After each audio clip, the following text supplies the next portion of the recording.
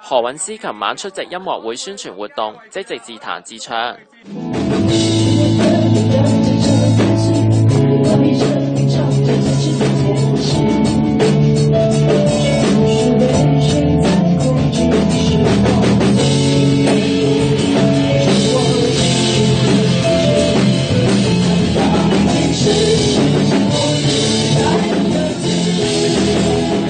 黃耀明晏晝提到龍兒戀嘅時候話咩誤會遲早都可以化解喎。冇嘢要化解啊！我其實從來我都冇去回應過或者去證實過任何嘢嘅。容祖兒講過，人工包括咗面對是非嘅壓力，你認唔認同啊？入呢行都係預咗，即係有好多附帶嘅條件㗎啦，咁樣咁所以係咯。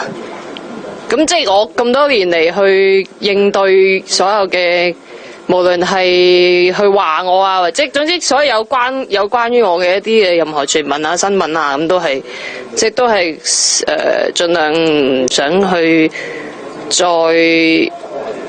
回應，因為係咯，即係你都知再講咁又會再即係我亦都唔會為自己平反。你會唔會主動揾容祖兒咧？乜嘢啊？唔答啊！呢啲唔好逼我啦。係啊，冇啊！我好專心喺我嘅音樂嘅演出上面，係啊。咁希望大家將個注意力擺喺演出。我乜都唔敢講啊！而家我嗰日講個笑話就變咗個題咁樣。咁你有冇嬲祖兒同埋劉浩龍啊？冇啊！冇啊！啊！我知你成日問呢句噶啦。你哋係咪仲係朋友咧？唔答啦，呢啲唔知啊，乜都唔知啊，唉，你自己繼續去揣測啦，唉，係啊，全部都係我朋友啊，所有人啊，你個個都係朋友。